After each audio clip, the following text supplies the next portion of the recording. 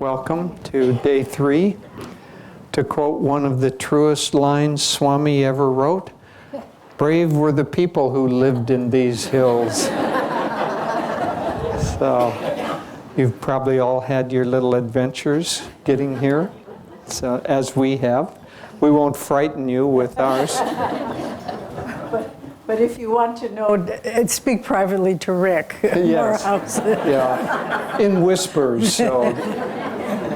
Okay, let's begin with a prayer. Heavenly Father, Divine Mother, Friend, beloved God, Jesus Christ, Babaji Krishna, Lahiri Mahashaya, Swami Shri Yukteswar, beloved Guru, Paramahansa Yogananda Ji, Saints of all religions, we humbly bow to you all. Bless us, not only with understanding, but with the deep desire to make the changes that we need to make in order to come to Thee. Om Shanti, Shanti, Shanti. Okay, let's summon the celestial powers.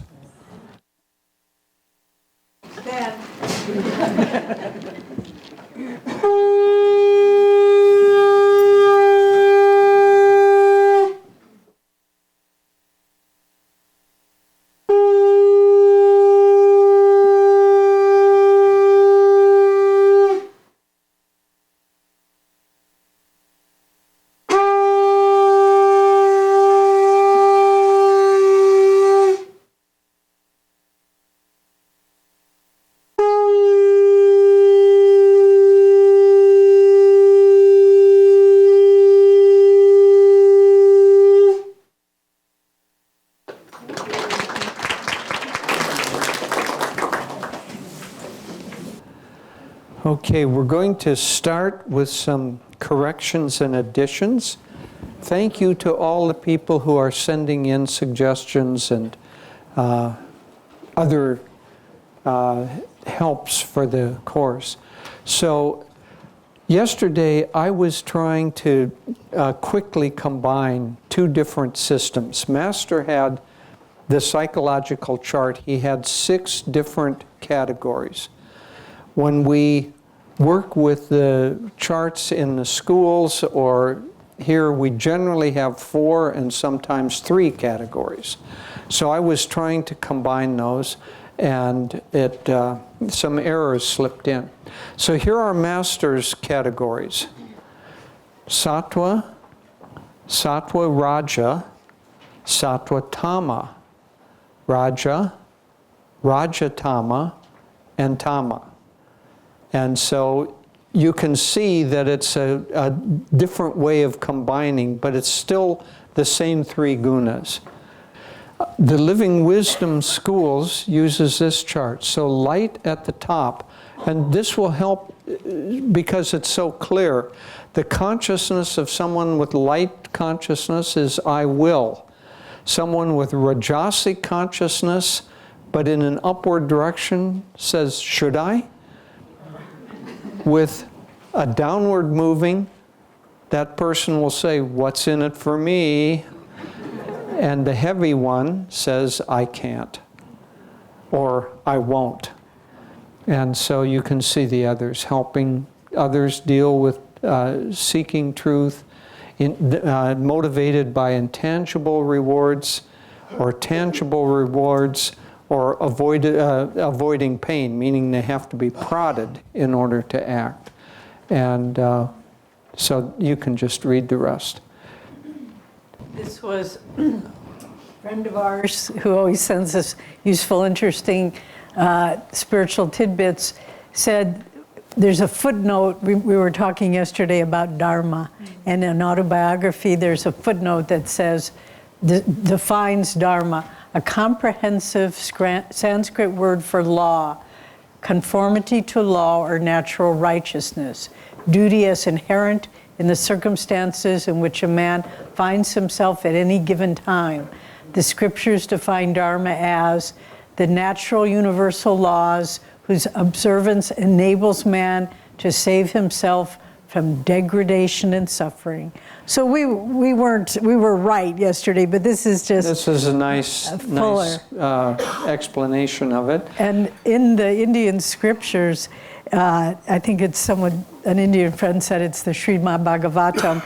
It says, in the dark age, Kali Yuga, the cow of Dharma stands on one leg, very unstable. Dwapar Yuga stands on 2 legs. Treta Yuga, 3 legs. Satya Yuga, 4 legs. So you can see the times in which we live, Dharma is not stable. Pretty wobbly, pretty wobbly.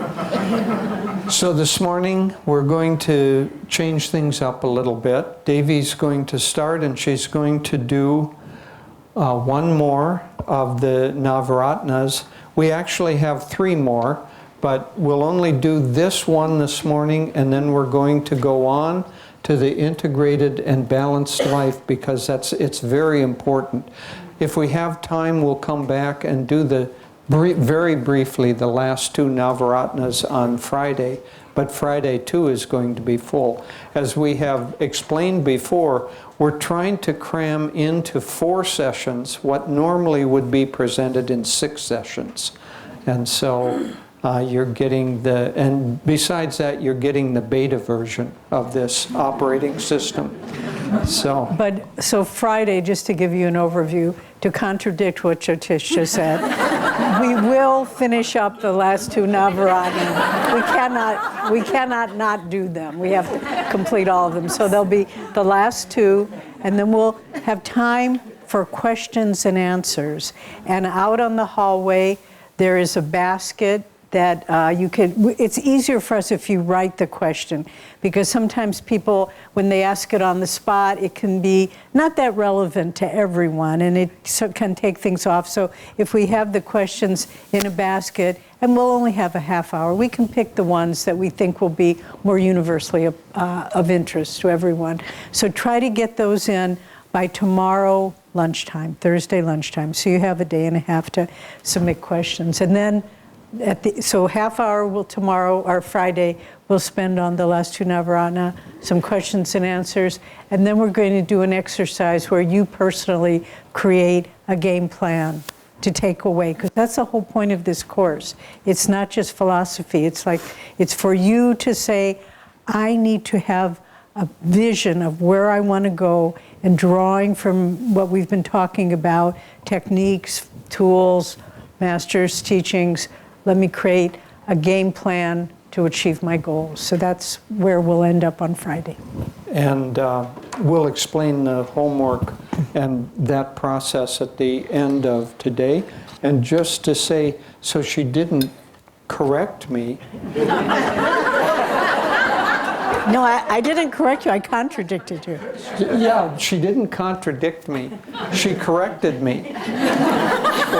Or added to what I was saying. I said, if there is time. She just made the determination that, yes, there is time. We're going to make time. So, just for all of you who have relationships, that's important information.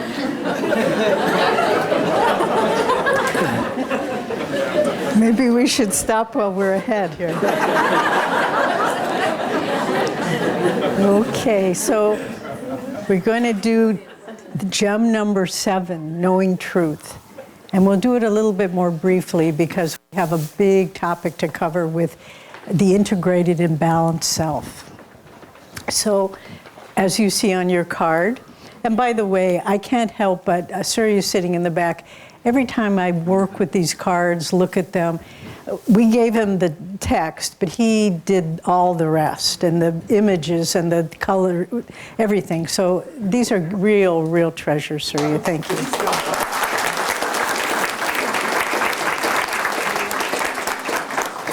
We already have plans to refine them, to have a cover one. And anyway, so many ideas are coming as we go.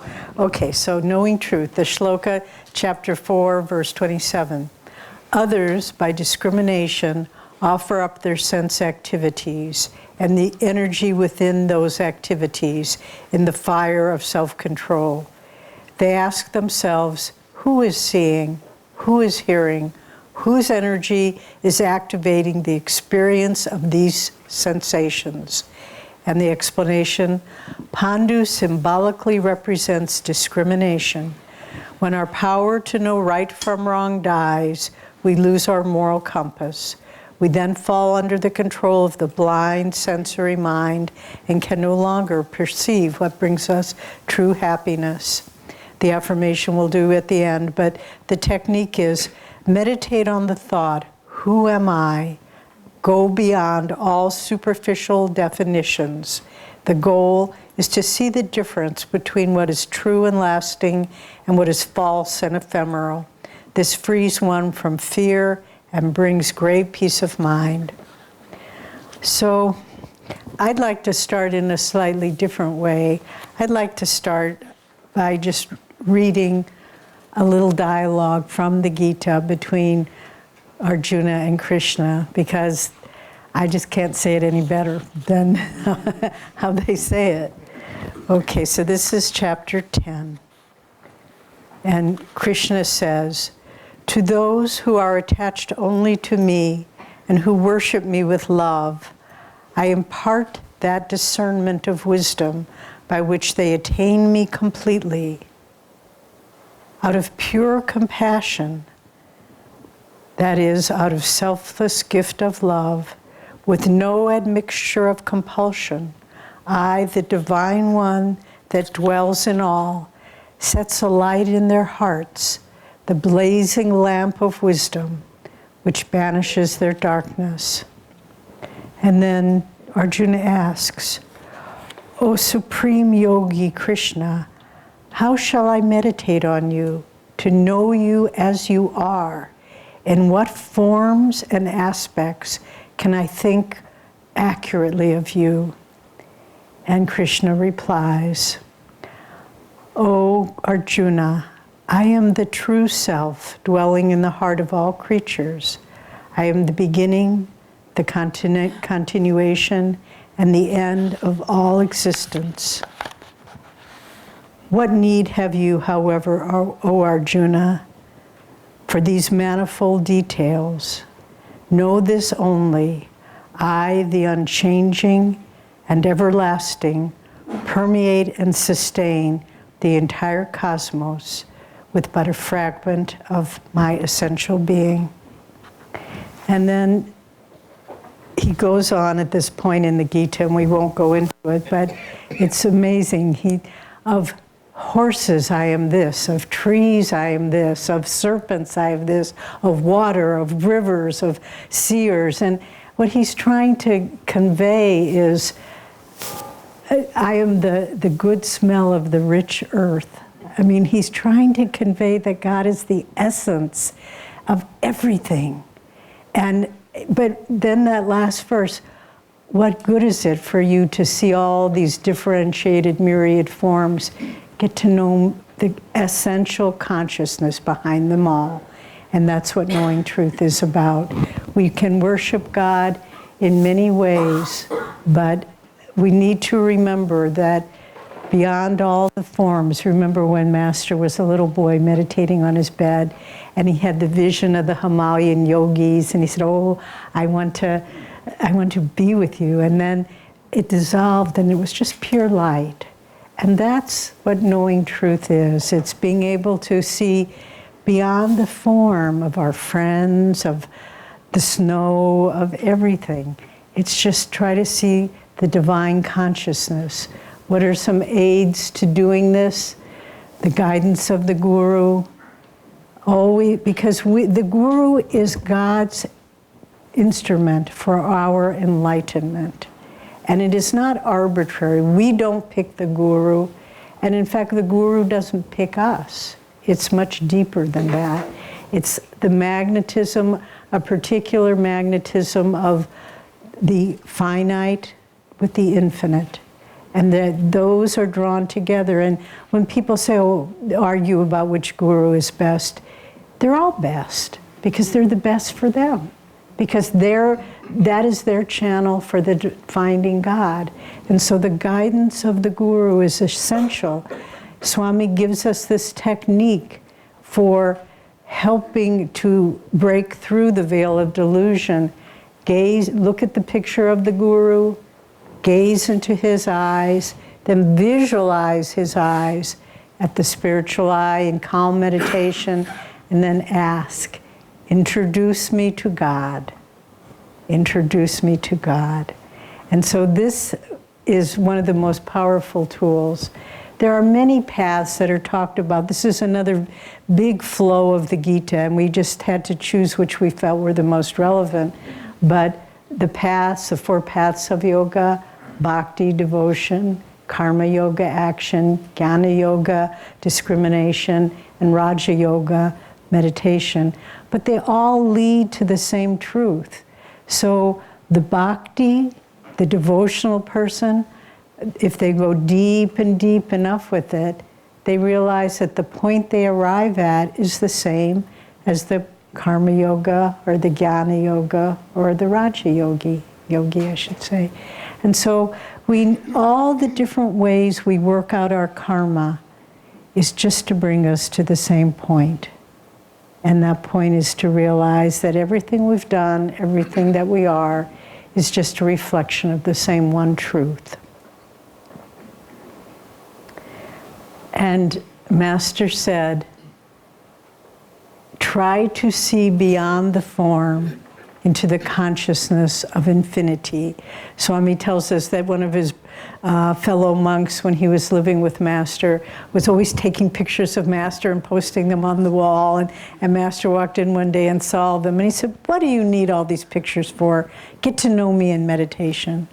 And that's where we really know the Guru. So often people will say to us, and I'm not saying this to criticize others, but it's just something to be careful of. They'll say, oh, Master told me to do this, and Master told me to do that. And I just thought, gosh, Master doesn't ever tell me to do anything. But it's not something that should be taken shallowly or superficially. But it's more and more, and I shouldn't say Master doesn't tell me. He doesn't say you should do this exact thing. But there's a feeling in my heart when I know that I am in tune with Him. And there's a feeling in my heart when I know I'm not in tune with Him. And that becomes increasingly painful, the second alternative. And so to realize that not to focus on the form. Swami said at the end of his life, I don't know anymore where Master ends and I begin. Ananda begins, is the way he put it, very impersonal. But it's the form finally, and there's also the story of the form finally dissolves in the knowing of truth, that all there is light, all there is the knowing, the light.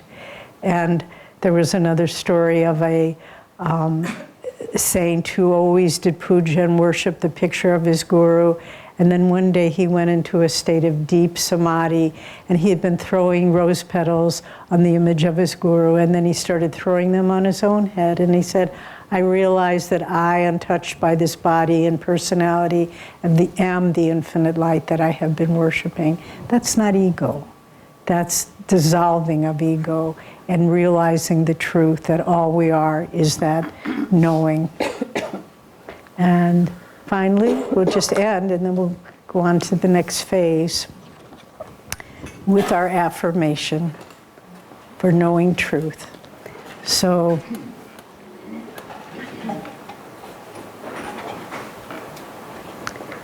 let's please repeat after me as we've been doing.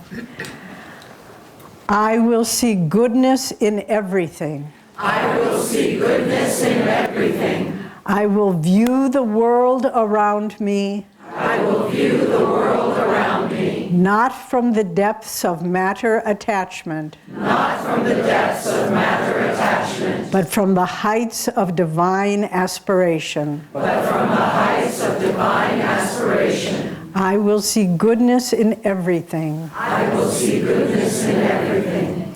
I will view the world around me, I will view the world around me, not from the depths of matter attachment, not from the depths of matter attachment, but from the heights of divine aspiration. but from the heights of divine aspiration. Whispering, I will see goodness in everything. I will view the world around me, not from the depths of matter attachment, but from the heights of divine aspiration. Now silently, I will see goodness in everything. I will view the world around me, not from the depths of matter attachment, but from the heights of divine aspiration. Now concentrating deeply at the spiritual eye, trying to lift your awareness up into the superconscious, into the highest part of yourself. I will see goodness in everything. I will view the world around me, not from the depths of matter attachment, but from the heights of divine aspiration. Om. Peace. Amen. What we have been doing the whole time, we have been covering only the first part of 3 parts, and we're not even done with that. As we know, on Friday, we're going to have a half hour for the other 2. So we're not even done with the first part, but the other 2 parts, in many ways, are more important than what we have been discussing so far. Discussing so far helps us to understand what are the rules by which this universe works, what are the factors, what are those very important principles by which our consciousness works. And we've been working with homework assignments to not only allow that to be impersonally understood, but to apply it personally. But we've got to then come kind of out of the philosophy and into daily life. And so the integrated and balanced life is to help us look at that, how we can work with the factors in our life that are very, very important. So we're going to, by the way, I just wanted to mention, the first day we had a couple of questions that were around the theme of, gee, what you're presenting seems pretty much for devotees. Isn't that true? And I thought this was for everyone. And we're presenting it in a certain way, with a certain language, because we didn't want to go through the schizophrenic practice of pretending that you weren't devotees. But when we present it at the Institute, the language will be different. We won't refer nearly so much to, certainly we won't use terms that we're all familiar with, but they wouldn't be. And so the whole presentation will be different, and it will be targeted to the particular audience. And eventually we will be giving this course to school children. We'll be giving it to professionals. We'll be giving it to people who have retired. And all of those target audiences will get a particular version of what we're doing, but we want to have these same basic principles. So you're a particular target audience, and we're presenting in a certain way, but we won't always do that. Okay, so now we come to how to balance and integrate our life. Master said that a scripture must be true on all levels, on physical, mental, emotional, and spiritual levels. So if we're working with here the universal principles from the Gita, then that has to apply on all the levels. And Master had teachings for everything. Our path has teachings for everything, for all levels. And so the quote from the Gita that we're going to start with is, "O Arjuna, yoga is not for him who eats too much, or who fasts too much, who sleeps too much, or who sleeps too little. One who is temperate in eating, recreation, working, sleeping, and wakefulness attains yoga, which destroys all suffering." And so, as I say, we've got to take these principles and we've got to apply them to our lives. So that's what this four-leveled pyramid, Devi and I were just discussing this morning. Pyramid has the kind of connotation that, gee, isn't the physical level much bigger than the others, and so on. So maybe we'll end up with a column, maybe we'll end up with a bullseye, we don't know. Nonetheless, there are these four levels that we have to work with of consciousness. So, the integrated life is to help us understand how to balance and achieve our highest potential. And it's got to recognize and integrate all of these levels. So we're going to start with the physical part. And it's got three parts. It's got diet, it's got exercise and sleep, and it's got the avoidance of toxic substances that pull the consciousness down. So, as you can see, we could have, and do have, week-long courses just on diet. We've got a year-long cooking class that integrates diet and proper eating. People make a religion out of diet because a religion of diet is easier than a religion of self-realization. Let's face it. So when you start working on your worksheets of what you're really going to apply out of this course, don't dwell down on the type of quinoa that you're going to eat, We want to go beyond that. Master summed it all up and said proper eatarianism. He said we should eat a diet primarily of fresh fruits and vegetables. He had a lot of fresh juices in it, whole grains and legumes. Obviously, he was a vegetarian. He recommended a vegetarian diet, but he also, in a few instances, gave people a little transition time if their body wasn't used to it. Dr. Lewis, his first disciple, was having difficulty physically, and Master said, your body isn't used to a vegetarian diet yet. Eat a little fish for a while. And then he weaned him off of that, and everything was fine. But so this diet that Master recommends is very, very common sense diet. And we were talking with Dr. Peter, and who has been following, because he's been a doctor, a medical practitioner for his whole career, and a devotee. He said every time a new recommendation comes out medically of what we should do in terms of our diet, every time that happens, it comes closer to what Master said. And so the studies and scientifically, we're all drifting toward proper eatarianism. Fresh fruits and vegetables, fresh juices, whole grains and legumes.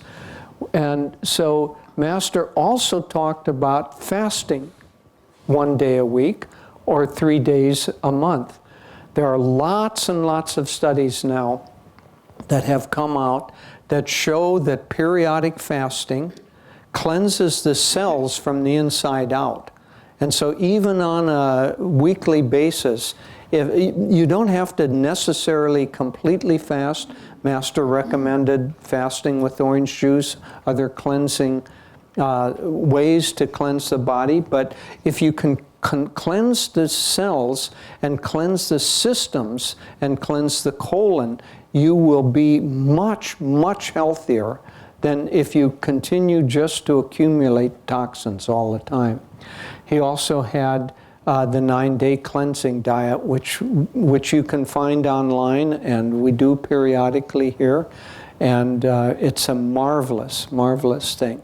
It really cleanses the system, sometimes so much that you get a little irritable. One time, we weren't on it, but somehow we seemed to be a little bit irritable. And our son, who was about 7 or 8 at the time, said, "Are you guys doing that diet again?" So Devi and I have a rule: if we're on the 9-day cleansing diet, nothing we say can be held against us. But that's all the toxins coming out of your system. Otherwise, they're still there, and things can be held against you. Okay, so to go on, we need to see food much more as the vital life force that it contains, the prana that it has, as opposed to just the taste that it has. And this has not yet begun to drift into mass consciousness. It's there a little bit on the fringes for people like us who are a little bit, well, let's say we've ascended that stairway a little farther. I want to tell a story because it's important here. One time we were with Swami, and we happened to be in Sacramento, and he had been wanting to get something, so we had been in Nordstrom's. And we came out and we were in the mall in Sacramento outside of Nordstrom's, and he had gotten a letter that morning from someone saying, "Oh, Swami, you do so many things and you do all of them so well, and I'm just a dud. I can't do anything, and I don't do anything well." And Swami said, "I wish people wouldn't write letters like that. Can't they see? We're all the same. Maybe I've just been doing it a little bit longer." And so we're all on that spiral stairway going up. And yes, maybe some people might be a few steps above or a few steps below, but we're all there. And we shouldn't judge others, nor should we judge ourselves. Just keep on doing it and keep on doing it. So at any rate, seeing prana in the food that we eat, prana in everything. The way we eat is almost as important, perhaps more important. Also, the way we cook is very important, because food is not food, it's consciousness. It's prana that has become solidified. And so we're taking in that kind of solidified form of prana, and the way we prepare it, the way we eat it, has a lot to do with it. So always pray before eating, chew your food well, eat in a sattvic environment, because you absorb the vibrations of the food you eat. One time, one of our friends was on a 9-day cleansing fast, and it was up at the meditation retreat, and they were preparing group meals for everyone. And he'd been out working. It was like day 4 or something like that. So he'd been out working and hard, and he came in for lunch, and I don't know what it was. I think it was cauliflower, steamed cabbage. And he looked at that, and he took a couple of bites, and he threw his fork down, and thinking, a person can't live on food like this. And then he heard as if a voice speaking to him. And the cabbage was talking, saying, "How can I give you my prana if you treat me like that?" So think of that, maybe not when you're eating cabbage, but when you're eating Twinkies or Oreos. How can I give you my prana when you don't recognize that I am prana? Now, Oreos don't have very much to give you, whereas cabbage has a lot, but that's properitarianism. Okay, so as I said, science is confirming these things, and we're going to go on to exercise also. And so let's go on there. This is just taken from a kind of a footnote or a page in Swami's biography, the New Path. And it's from a letter that Master wrote him while he was editing in the desert with Master. And we've extracted the bullet points from that and rearranged it a little bit. But it's a sweet little letter. You can find it there. But this is Master's advice to Swami. He was probably 23, 24 at the time. This is Master advising Swami on his daily routine. So take a half-hour walk in the morning after a meditation and a breakfast covering a half hour. Work 9 hours a day with deep concentration. Meditate 2 hours deeply at night after dining at 6:30. Adjust the routine to whatever is possible. Sleep 7 hours. Then this is important we're talking about exercise in this section. Be sure to walk briskly or run for 5 minutes every 2 hours. At another time, Master said, until a sweat breaks out. This will keep strain out, so that briskly running for 5 minutes every 2 hours. There are lots of studies now that say we have to have exercise, and you can break it up, and the best, most efficient way to do that is to have high-intensity short bursts. You can get the benefit for your heart in 5 minutes or 7 minutes, the same benefit if that's intense. So briskly breaking out into a sweat, you get the same benefit if you walk casually for a long time, an hour.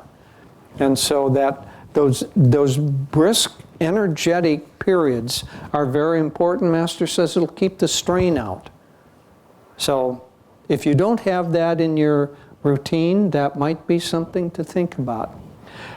He said also, after dinner at night, walk on the road and not in jungly brush, because they were out in the desert for 1 hour. Very practical, very, very human, you know. And so he suggested, if when possible, Swami could walk for an hour at night after dinner, before meditation. But again, to go back, modern studies are showing the need for aerobic and muscle strengthening exercises, and these are covered by this advice and the daily practice of energization. So, were you wanting to take a picture of this? Yeah. Just to let you know, all of these PowerPoints will be available on a website for this course, so you can get them, you can download them, and the supplemental materials like the psychological charts and so on, all of that will be available for you. Okay, other physical factors. Sleep. Don't sleep too much or too little. Master suggested to Swami 7 hours. We've heard other times Master suggested 6 hours. Mostly modern studies are saying 7 to 8 hours. So whatever works, but don't sleep too much. Master said it drugs the consciousness. Don't sleep too little, because then you begin to wear down. So adjust to what your body is requiring, but try to go to sleep in an uplifted state. We have one of the techniques that we're working with is to visualize that bonfire at night and to cast all of your attachments and all of your worries and concerns into that bonfire. Swami said to go to sleep at night with the potential that you may never wake up. And so cleanse your mind, cleanse your consciousness before you go to sleep. Don't spend time on the internet. There are a lot of studies now showing that the particular light vibrations of electronic devices are detrimental to sleep. And even if they weren't detrimental to sleep, they're also detrimental to wakefulness.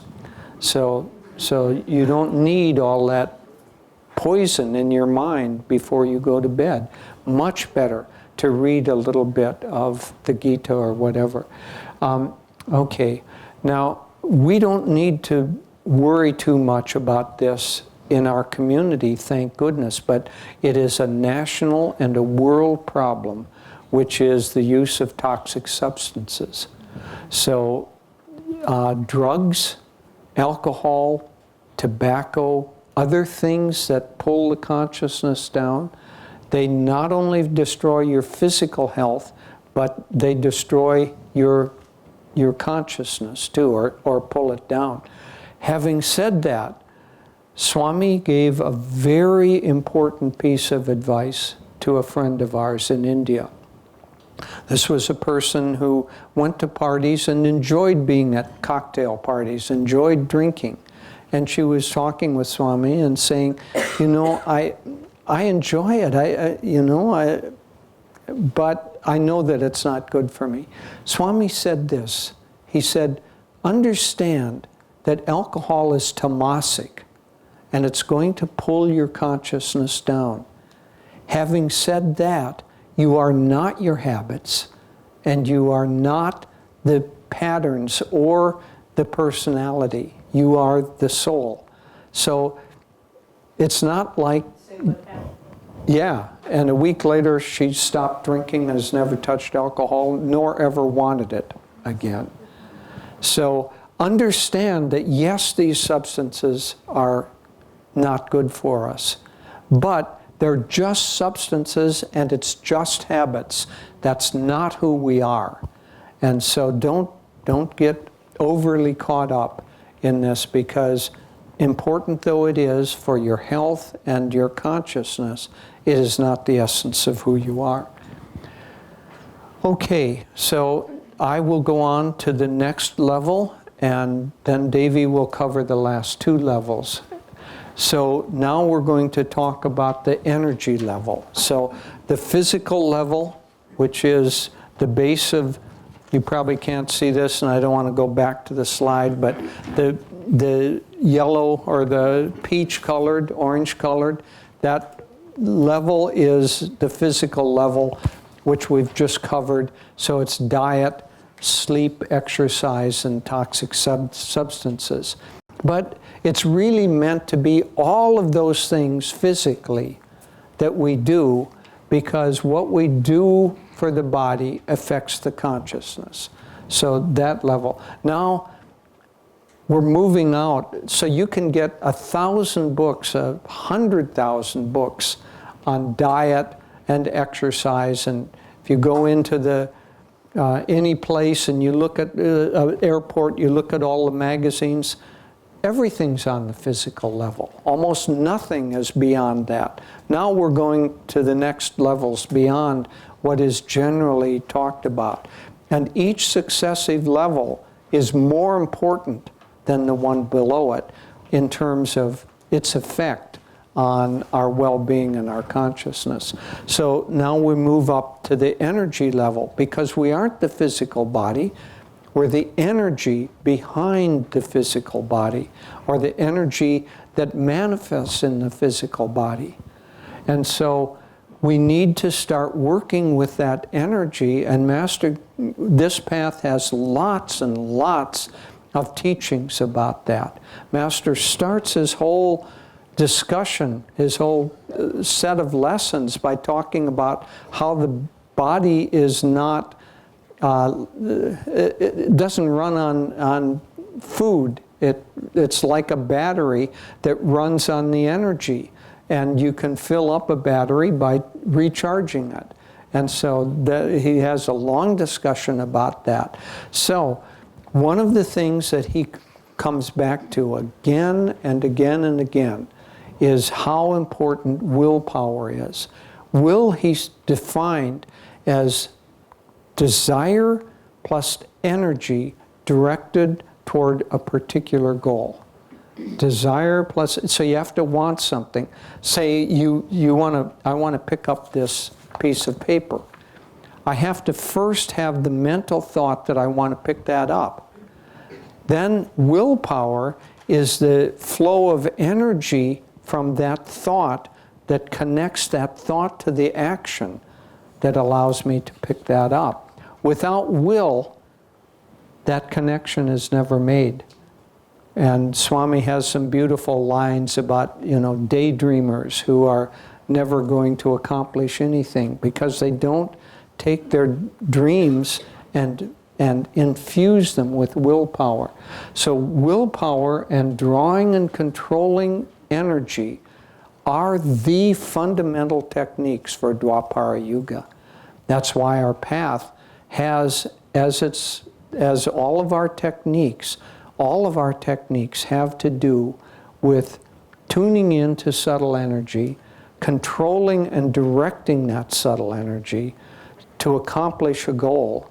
And willpower is that connecting force. And so our goal, let's say, is moksha. And so willpower means to direct that desire, connect it with the actions such as meditation and sadhana and all the other parts of the spiritual path. But without willpower connecting, it's like you can have an engine and you can have the tires, but if you don't have the drivetrain, you aren't going anywhere. And so that's willpower. Willpower is a switch, it's a rheostat. And so you don't just turn it on or turn it off. A rheostat means we can dim these lights by turning them up or turning them down. As you open the flow of willingness, more energy flows. As you become unwilling, less energy flows. And just like these lights will become brighter or dimmer according to the flow of energy, your mind, your consciousness, your life, your success will be dimmer or brighter according to the flow of energy which is directed by willpower. We can't begin to emphasize how important this is. And so as you work through your evaluation homework, you need to think about where and how you're applying willpower. There will be something for that. So Master said to increase your willpower, take on small tasks that are just, they aren't so easy that you don't even think about them. So task is not, I'm going to take on the task of tying my shoes today. You want something that will stretch you a little, but not very much.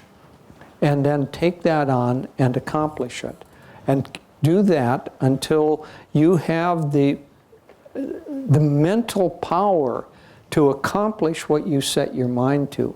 Then start increasing what you're going to do and take on bigger and bigger tasks until you're taking on a task that sounds like uplift the consciousness of the planet. And you're going to do it. So that's what we're all engaged in right now. So we've got to accomplish this together. All right, so you expand your power by the mental determination to accomplish what you're trying to accomplish. So he also said, bite off more than you can chew and chew it. So don't be timid, or you'll just, if you just bite off the same amount and keep going, you're going to just go back and forth over a path, and then pretty soon that path becomes a rut, and that rut becomes a grave. So you've got to bite off more, you've got to keep advancing your fields. Learn something new, especially because a lot of us are entering the landing phase of our life, where we've been soaring around and we're going to land and exit the aircraft. Especially during that phase, it is extremely important that we take on new tasks and keep challenging ourselves. And Master said that every test that you face is a test of your willpower. So just think about that the next time you're having something difficult. We were typing this about 9:30 last night, and I can say that my willpower at that time was not flowing entirely without resistance. But then as I typed that, I really, this was an experience. As I typed that, I realized that I myself was causing my fatigue by my resistance. And so everything that you are having difficulty is because you're resisting doing that and you're shutting down your will. So God sends to you a whole series of tests to get you out of doing that. And if you don't, then you suffer. We talked about karma. Okay, we'll go on. Okay, so the energy level also has techniques of energy control. Most importantly and fundamentally for us are the energization exercises. We know from experience that when we teach people the energization exercises, even with a good course, even with a lot of preparation and thorough teaching, people don't practice them. If you're in that category, I'm not going to ask you to raise your hands, but probably should, would spur you on. But if you're in that category, get out of that category. Do the energization exercises. They are fundamental to the changes that we're trying to make. So we're going to, in the Institute, we're going to teach people the 20-part body recharging. Not the whole system, but the 20-part body recharging and the principles behind that. And so that energy control, Master said that if you had only a single technique, if you had to choose only one, choose the energization. Because with that, you will rediscover all the other principles of yoga. He also said that it was his unique contribution to the science of yoga. Now this is Arjuna talking, you know. This is somebody who's been doing yoga for a long time and been in the state of yoga. So if he says, do your energization, and you say, my willingness isn't flowing in that direction, you might want to discriminate. Okay, so concentration is this essence of the flow of energy in the energization exercises, and feeling that flow, and it is just as important. This, even long-term practitioners don't do this. It is just as important. Master says, tense with will, relax, and feel. And both those phases are important. So the relaxing and feel the energy in the muscle that you've just tensed. That's going to allow you to begin to feel prana in your meditation techniques. So it's very important. Okay, there are other ways of working with energy control. One is exerting strong willpower brings strong results. Weak will brings weak results. So just that sense of intensity, and you have to have both intensity and duration if you're going to accomplish something that's important. So you can't just be a quick burst. If you do that, you will learn to bring prana under the control of the conscious mind, and you will learn to apply the ability to focus prana in your daily life, in your daily tasks, and it will create a magnetic field around you that will help you accomplish whatever you're trying to accomplish. So there are pranayama techniques, which we do in the meditation. We're going to do the alternate breathing a little differently today, and we will adjust the typical meditation for this. Pranaba pointed out that Swami had said that the alternate breathing, as we have been doing it the last 2 days, is better for a hatha yoga because it energizes the body. It creates more energy.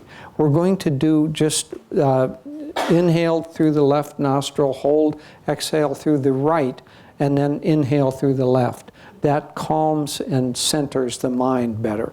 And so that's a better alternate breathing variation than what we have been. So thank you, Pranaba, for that suggestion. And so we'll do that. But there are many, many pranayamas.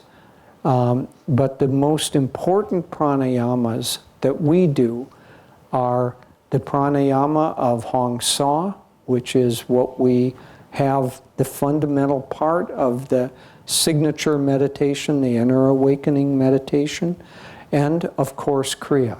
Kriya is the premier technique of all pranayama techniques, and the premier technique of this age.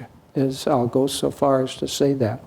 And then Ananda Yoga is built on the whole principle of not just the body and the organs and the position, and your knee has to be here, and all of that, that's physical. And consciousness drifts downward to the physical level. But more importantly is the level above it, the energy level.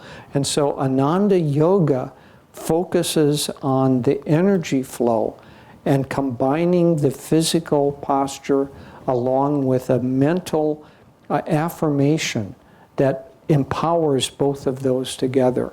And so all of these, when we do the trunk courses, as we've been saying, when we do the trunk courses, one of them will be, a whole series of them will be on this integrated and balanced life. And we'll go into these kinds of things in much, much greater depth. But this gives you a solid foundation to understand it and to see what was there in our path. Okay, Devi's going to do the next two.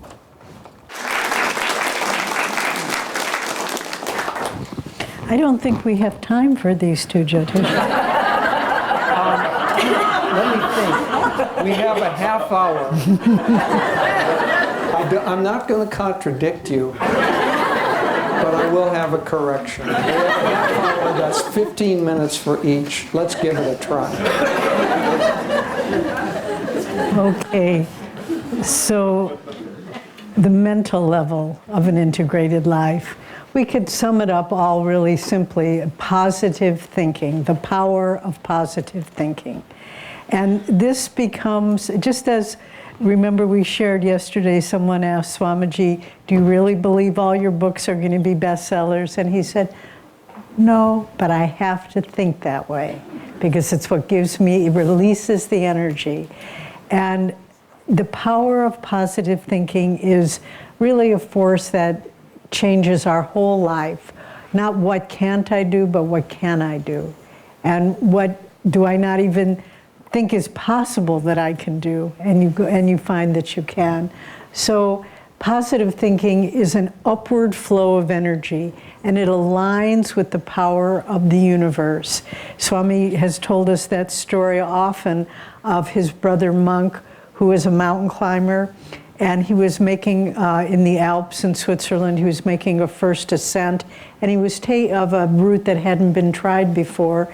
And he got up to a certain point, and then he realized why no one had done it before, because it was impossible.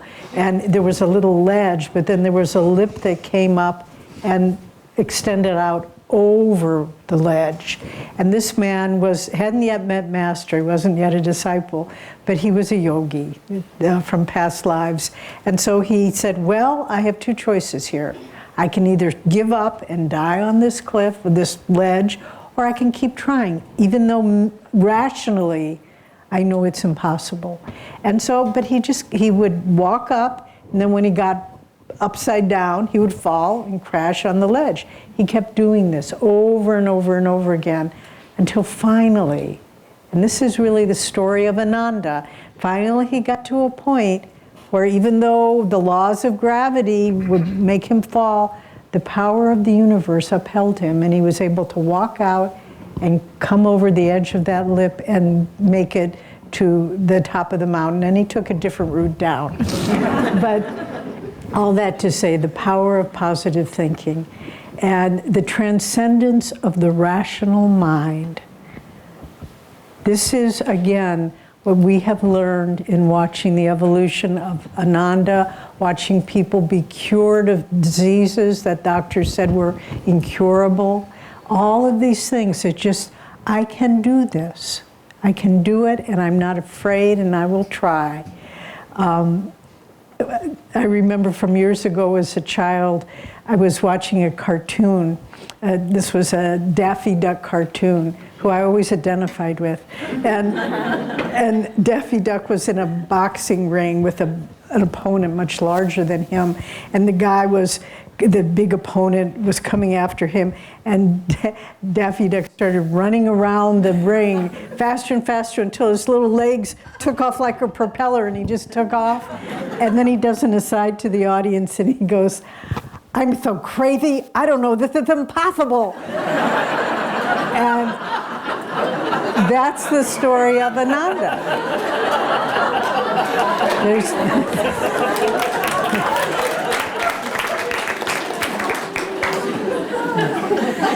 And on a more serious level, I think most of you know Ananda had some legal difficulties some years ago, which almost took us down. And one of the lawyers who became a dear friend, who wrote a book about it called The Fight for Religious Freedom by John Parsons, it's for sale if you want to read the story. After it was over and we survived and we won a great deal of it, we had all the lawyers who had represented us. We had a satsang. And John, it was interesting, there were three of them who came. And two of them were crying. And how common do you see lawyers cry? But John, who still remains our dear friend, he said, there were so many times where I thought, Ananda is finished. We'll just have to roll up the carpets, put down the tents, it's over. And he said, but I looked at all of you and I thought, I didn't know where you got the courage to keep going, but you did. And you gave me the courage, and I knew it was possible. And he said, what I see here, and that was like 30 years ago. What I see now is the result of your positive thinking. And so it's not just a goody-goody thing. It's in the midst of the battle that we have been talking about to still find. I know some of our friends have gone through tremendous health challenges recently, and they survived it because they never doubted that I am getting through this. And so it's in the midst of the battle to say, I can do this, and I will do this, and I will succeed. So it's to live on that mental level. And other points of the mental level, concentration. My goodness. I'll tell you a little story. Some of you know it, about the power of concentration. Many of you have gone over to the Crystal Hermitage. Don't take the inner road today, by the way. It's not passable. But when the initial dome was Swami's house, and the rest of it didn't exist. And he was moving in. He was always anxious to do the next thing. And he said, the interior wasn't yet painted. And he was living up at his dome at the meditation retreat. I was living up there too in a little trailer. And he came into the dining room one day and he said, let's go over and paint my house so that I can move in. Who wants to help me? Who's free? And of course everybody said, I'm free, forgetting anything else we needed to do. And And so we all went over. And so we started about 10 and we were painting, and he gave me the job. You know, there's that big picture window and there are beams, big beams, and they were just rough wood, and they needed to be stained with a dark oak stain. And staining on rough wood it's not so easy because you have to rub it in and rub it in. So I was up there on a scaffold actually, and we were working, and then it got to be about 1 o'clock at lunchtime, and he said, okay, let's take a break, let's meditate and have lunch, come back in an hour. So we came back about 2, and there were maybe 10 of us working on different parts, and we just kept working, and Swami was painting too. Power of concentrated mind, kept doing it, and then finally he kind of sighed and he said, okay, it's been a good day's work, let's call it a day. And we looked at our watches, it was 2 in the morning. We had worked for 12 hours. And we were totally unaware. And he was blessing us by showing the power of the concentrated mind. We weren't tired. We didn't even need willpower. It was just the concentrated mind. We were absorbed in what we were doing. So willpower, positive thinking, the concentrated mind, there's nothing you can't accomplish with those qualities. And then be careful of outside influences that will pull you down. Environment is stronger than willpower, Master said. So don't be around negative people. Don't be around gossipy people. Don't be around judgmental, critical people, because it'll just pull you right into that. And then you walk away and you say, why did I say those things? I don't even like to talk that way. But the negative influence. And also pay attention, your mental diet is just as important as your physical diet. What kind of books are you reading? Movies are you watching? News sources are you reading? Are you following? It isn't entirely relevant, but it's such a wonderful quote, I have to share it. It was a quote from Thomas Jefferson, the 3rd president of the United States. And he said, if I had a choice between government without newspapers and newspapers without government, I would readily choose the latter. So anyway, I just watch your mental diet. Watch what news sources you are reading, because there's so much out there. Okay. Emotional level. Likes and dislikes. We've talked a lot about these. How our emotions react to things. Some years ago, Jyotish and I, you may not readily believe this, but it's true. We were teaching the yoga teacher training course. And we were talking about likes and dislikes. And then there was one person in the class who we haven't been in touch with for years. He was from Maine, but he had a very good sense of humor. And so he said, why don't we do a skit about likes and dislikes? And we'll call it a day in the life of an Ananda yoga student. And so they went through the whole thing, the whole likes and dislikes.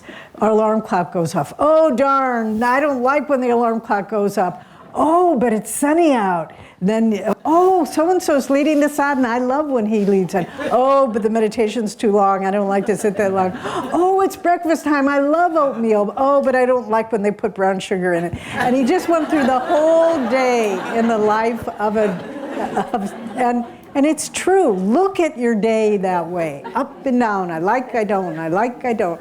And you just try to get to the point where you say, it's all good. It's all really good, whatever it is. And we just have to share, there's something up there called Maria's Mantra, which Maria Warner was one of our very, very dear friends. She was the wife of Devarshi, Nayaswami Devarshi, who is now the head of the monastery in India. And she battled cancer. It ran in her family, and she battled cancer for maybe 15 years, off and on. It'll reoccur, surgery, chemo, in remission, come back. And then finally, it was the last battle for Maria. She and Devarshi were in Texas doing some programs at our center in Dallas. And all of a sudden, she developed a horrible headache. And within a day, she said to Devarshi, this is it. It's in my brain now, and I'm not going to make it through this one. And so by the time they took the plane back, she couldn't walk anymore. She was in a wheelchair. And Devarshi was very upset. She was a wonderful, wonderful soul. Just a yogi, top, bottom, up, down. And Devarshi was pulling her into the emergency room for her to get an MRI. And he was upset. He was kind of shaking and emotionally upset. And Maria, she was Russian. She was from St. Petersburg, so very cut and dry.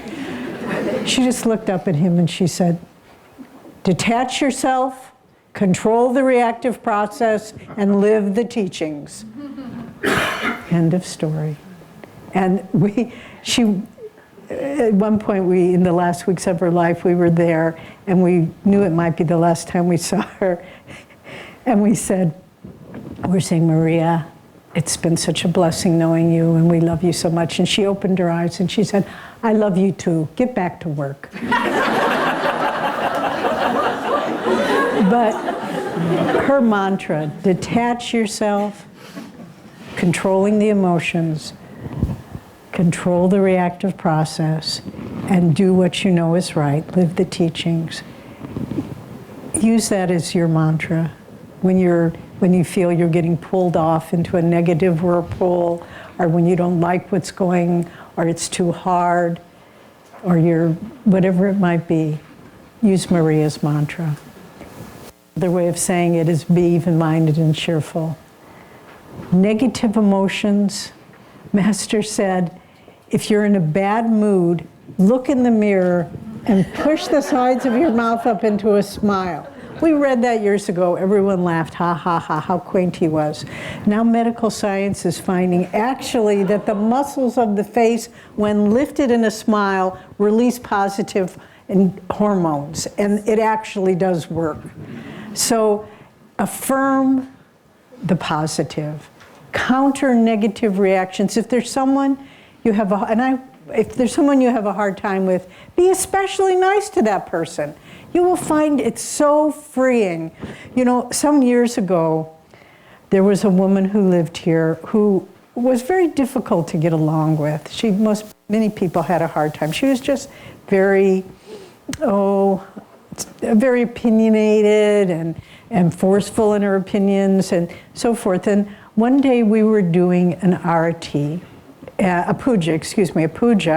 This was up at the meditation retreat temple.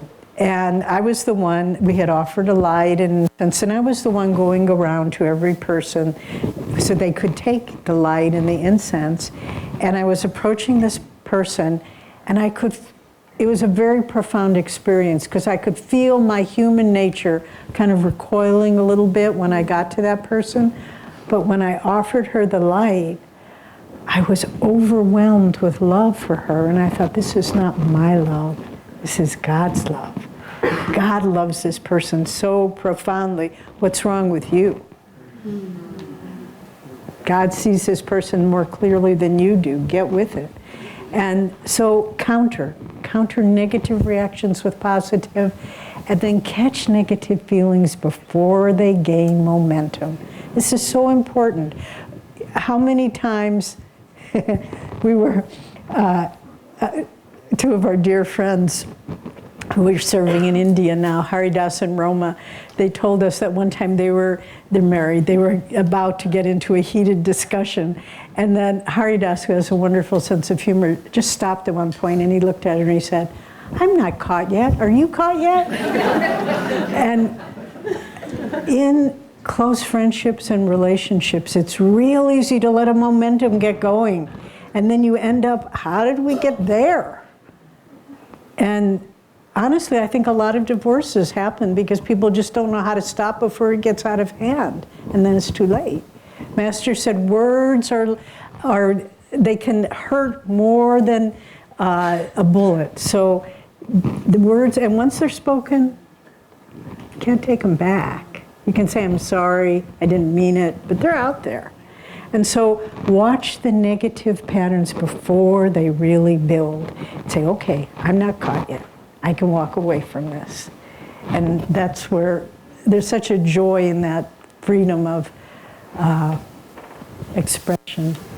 And then finally, the spiritual level.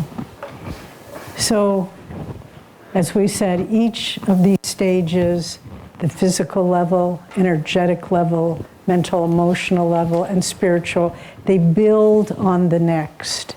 And you know, there's a joke that there's always a lot of jokes about Maine farmers. I don't know why, farmers from the state of Maine.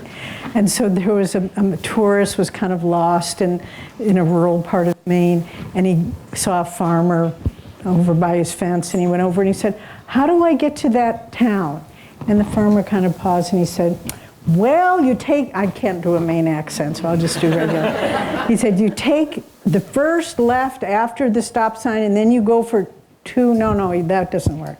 Okay, no, go straight and then go right at the fork. No, that doesn't work. And he gave him a couple of suggestions, and finally he said, "You know, you can't get there from here." And so it is with God.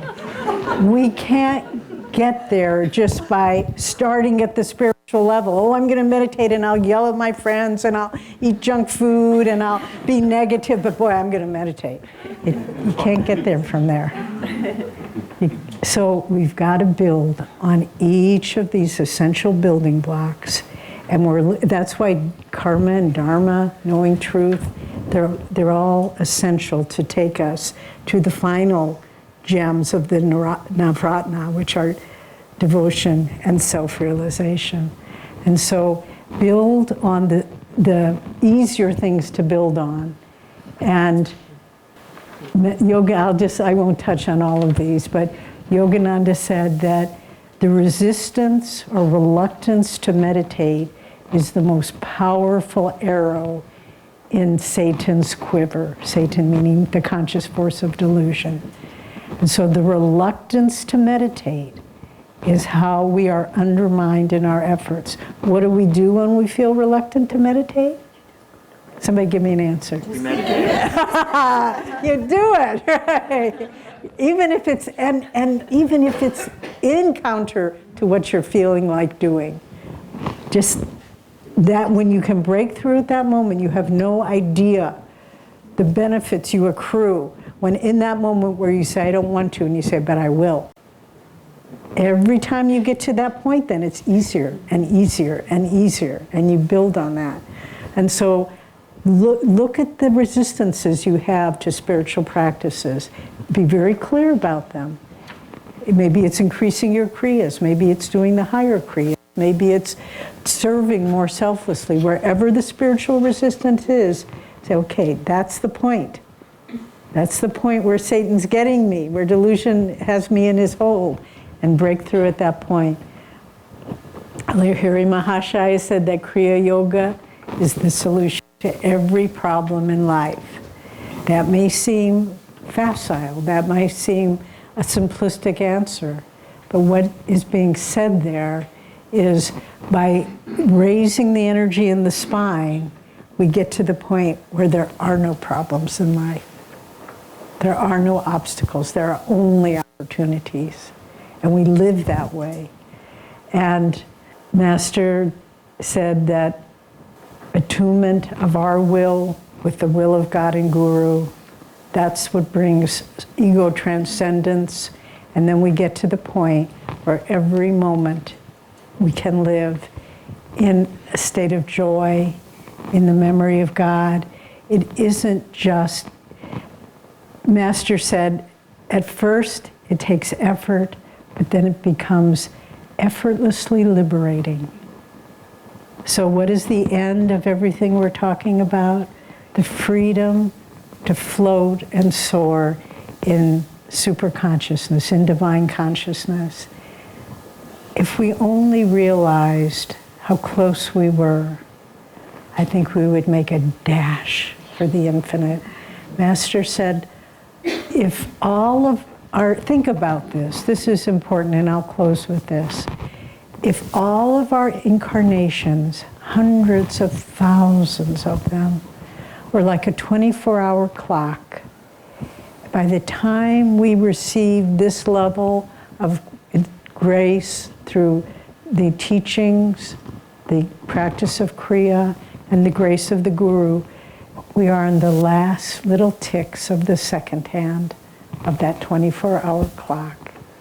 And that means you. Don't just look at us and say, oh, them, but not me. No, you. You wouldn't be here if you hadn't completed a tremendous amount of spiritual effort.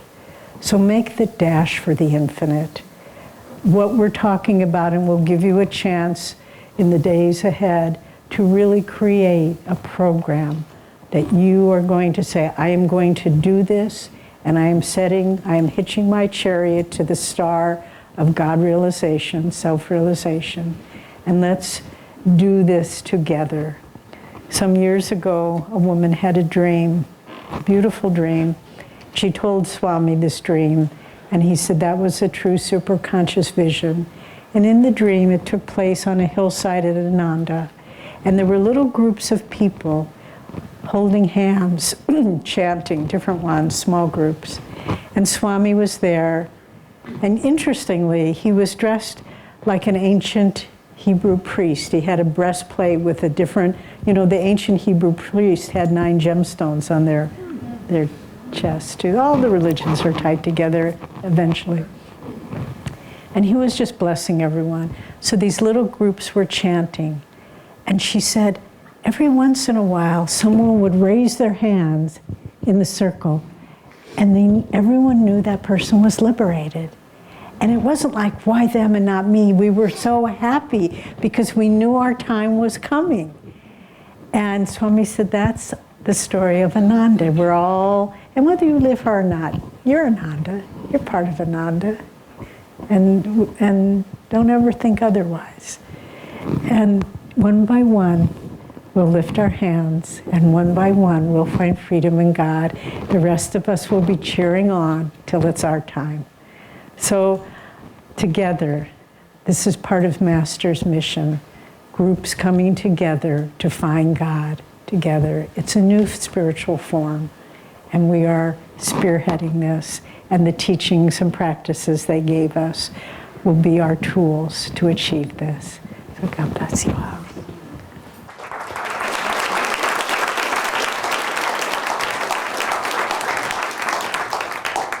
We just want to end by looking at the homework assignments. So you have one more page. All of you, I'm sure, have already done the first 2 homework assignments, which were looking at the different warriors was the first day. Looking at the psychological chart was yesterday. Today you have that pyramid, which really it is just representative of the habits and the patterns and the tendencies that you have. And so it's to take a close look on a physical level, energetic level, mental level, and spiritual level of your habit patterns and see what is working and what isn't working, what you need to change. So please do that worksheet today. Sometime either today while you're doing that or tomorrow, bring together all 3 of these and make a long list of everything that you would like to change. Can be a long list, can be a short list, but get it all down so it's there and you can work on it. Then we're going to choose to take just 3 to 5 of those that we can really work on. There was a wonderful quote by Warren Buffett, who is considered by many to be the greatest investor of all time. They talked in fact, I'll tell the story, it's short. He was having dinner with Bill Gates, 2 multi-billionaires. And Bill Gates' father said, I want you to write down one word that describes your success. And so independently they thought about it and finally wrote down a word. They both wrote down the same word: focus. And Warren Buffett said, we should make a list of everything that we want to accomplish in life. Maybe there are 25 things we'd like to accomplish. Then we should split that list into 2 parts. We should take 5 of them that are really important to us. That's one list, and we should label that my life goals. The other 20 on the list, we should label the ways that I will fail. Because if we spread our energy too far, we won't accomplish what we're trying to do. So make that list of 25. But then from that list, we're going to take 3 to 5 that we're really going to work on. Then on Friday, we're going to come together and do an exercise where we will devise a strategy and a plan in detail about how to accomplish those 3. So it will help if between today's exercise and by the time you come Friday, please come with your list, and it'll probably be easier to do that while you're doing this homework for today than to come back to it tomorrow after you've lost the momentum of it. Okay, so then on Friday we will work on that detailed plan together, and then we'll take a break and have questions and answers. Nothing on earth can hold me. Rise, O my soul, in freedom. Nothing on earth can hold me. Rise, O my soul, in freedom. Rise, O my soul, in freedom. Nothing to fear anymore. Rise, O my soul, in freedom. Nothing to fear anymore. Rise, O my soul, in freedom.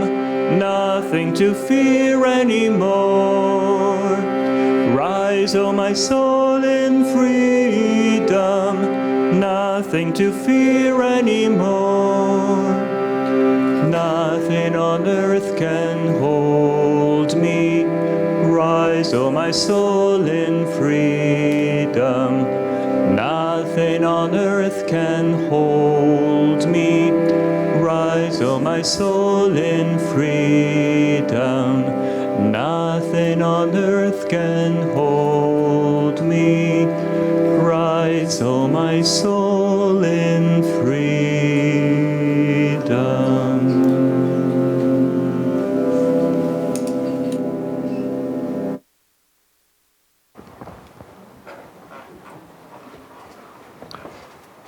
Let's meditate together. Sit upright. Shoulders back, spine erect and relaxed.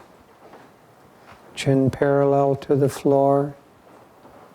Eyes slightly lifted. And let's pray together. I bow to the infinite within. Bow to the infinite within. Without. Without. And all around. And all around. Help me awaken. Help me awaken. To my own highest nature. To my own highest nature. And let my thoughts, words, and actions. And let my thoughts, words, and actions. Lead me to the highest happiness. Lead me to the highest happiness. Now let's do alternate breathing as we've learned with the physical movement. But this time we will do just close the right nostril, inhale through the left. Close both nostrils and concentrate. Exhale through the right. Again, inhale through the left.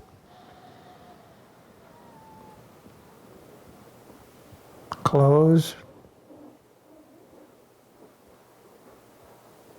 Exhale through the right.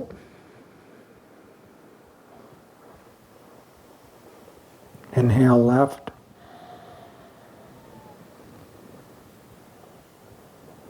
Close. Exhale right.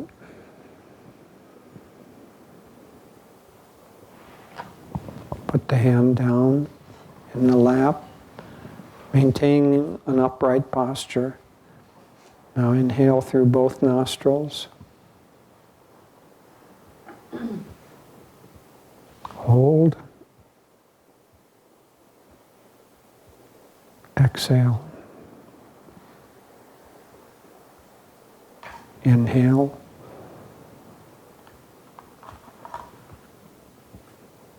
Hold. Exhale. Inhale. Concentrate at the forehead as you hold. And exhale. Relax the stomach and abdomen so that you can do diaphragmatic breathing. Feel the stomach moving outward as you inhale, back in as you exhale.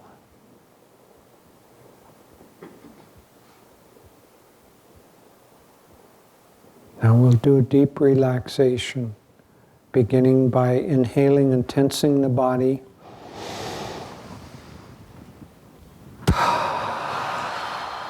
Relax completely. Inhale and tense till you vibrate.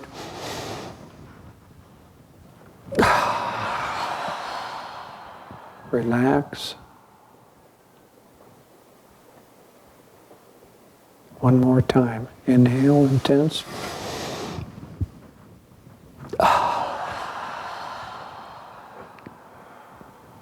Now relax completely, starting with the feet, working up to the forehead. Relax the feet.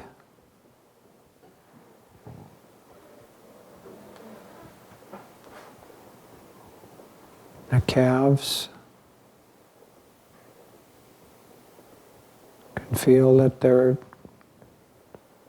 filled with light and space, or alternately you can feel that they're made of stone, that they're immovable. Relax the knees.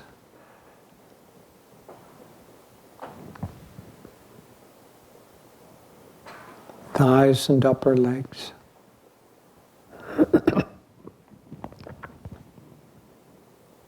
Hips.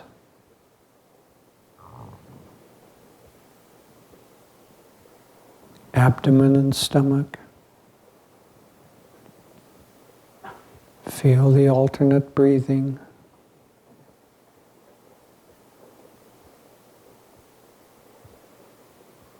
Deeply relax your hands.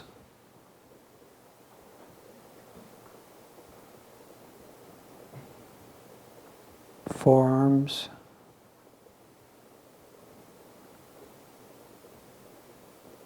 Upper arms.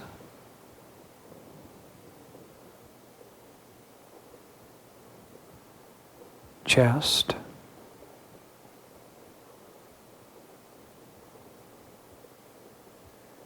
Relax the shoulders.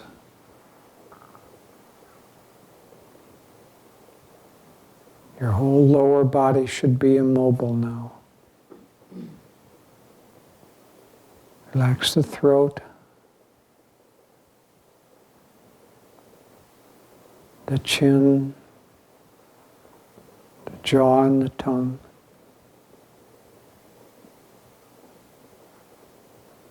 Relax the cheeks, eyes and eyelids. Relax the forehead.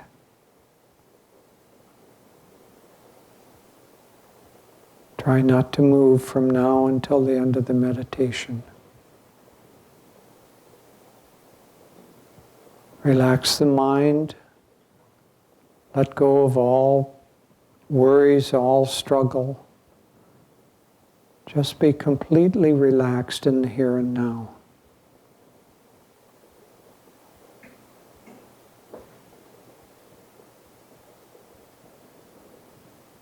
Take a deep breath and exhale. And as the breath comes in, mentally chant Hong. As it goes out, mentally chant Sa.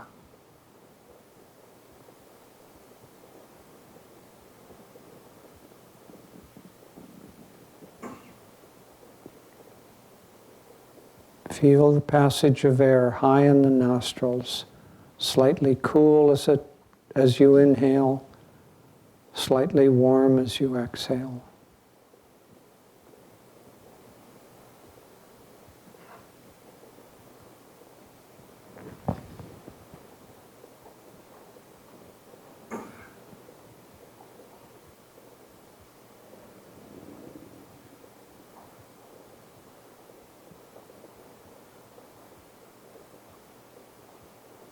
Continue observing the breath. If the mind wanders, just gently bring it back. We'll do this silently now for several minutes.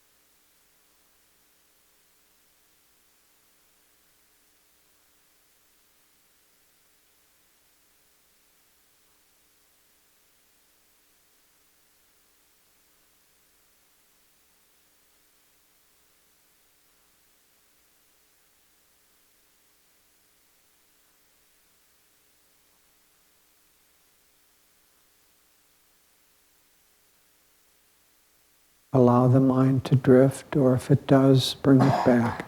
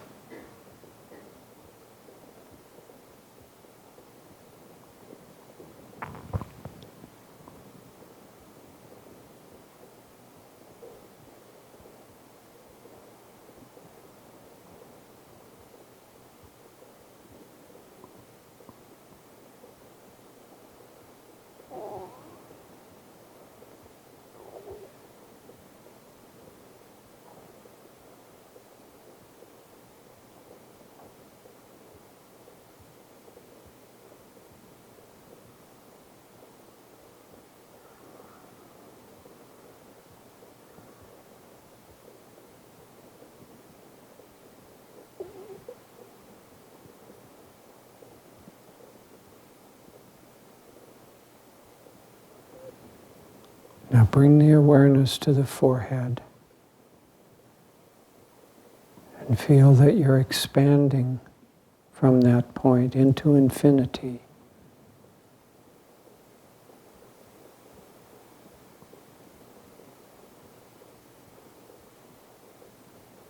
Visualize yourself floating in space.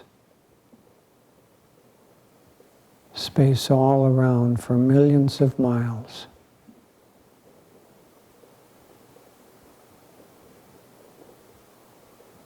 And space within your body. So that your cells are like little suns in a galaxy.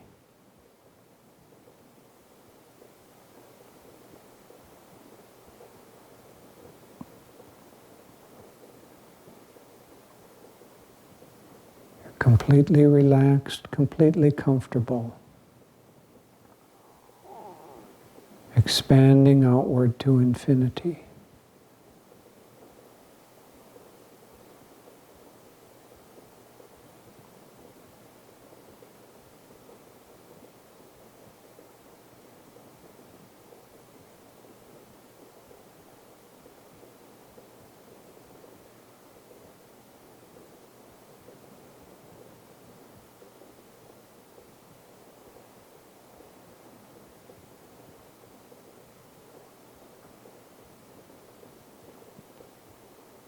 Your body is no longer solid, it's pure energy.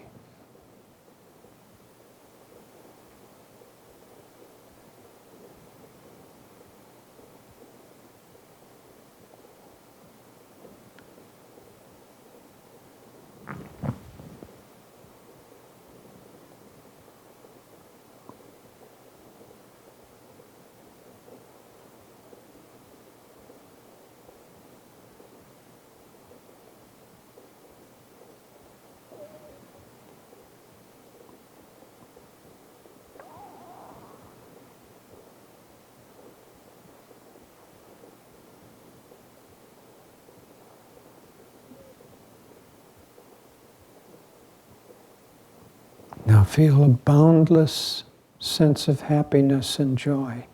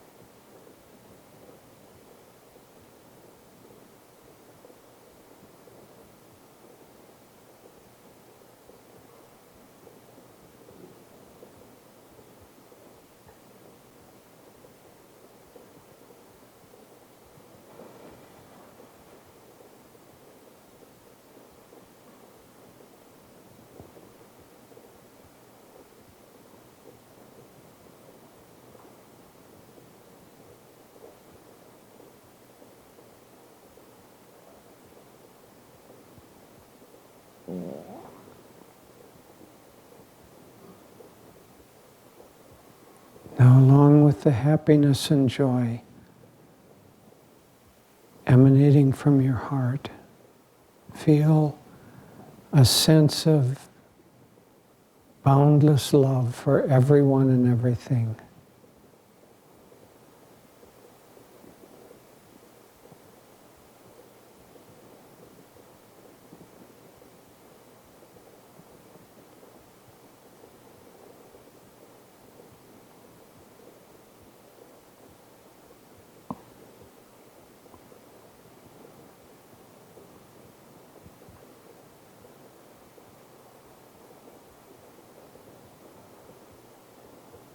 Be grateful for all the people, all the events, all of the things in your life, but not attached to any of them.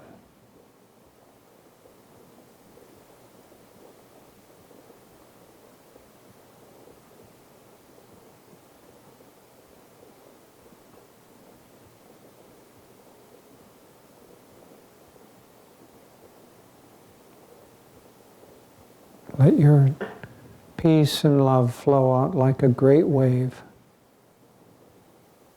touching family and friends, people that you know,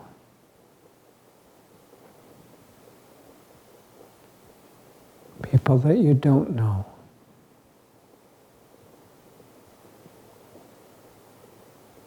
Embrace everyone in your love.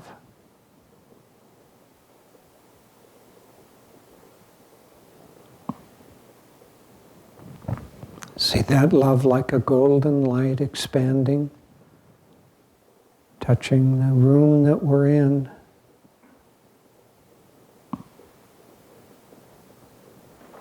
The hills around us, all the trees.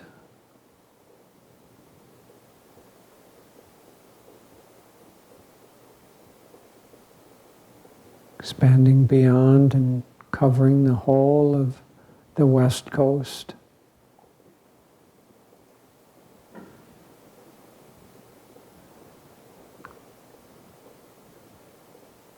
Let it continue to expand, that light and love, a warm glow, spread all around the earth like a golden halo.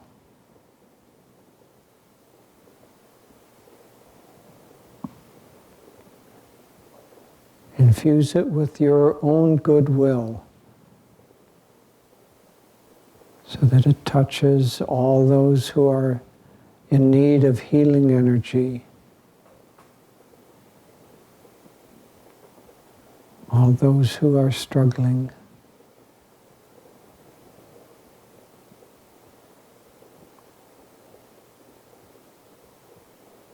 Drives out all darkness and shadow.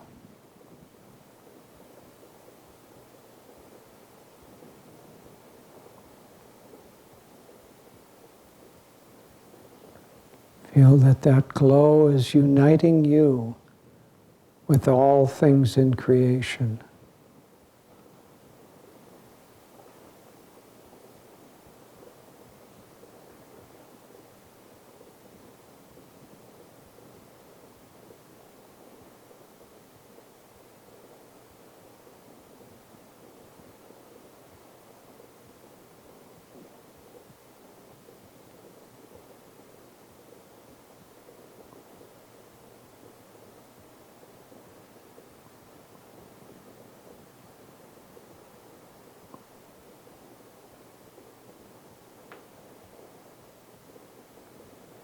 Now take a deep breath. Come back to body consciousness. Be very aware of your body, very centered and calm.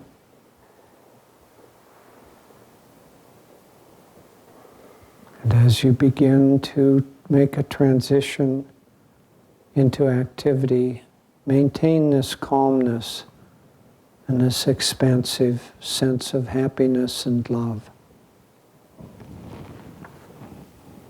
Let's pray together, silently. I bow to the infinite light and love that is ever within and without. Om Shanti, Shanti, Shanti.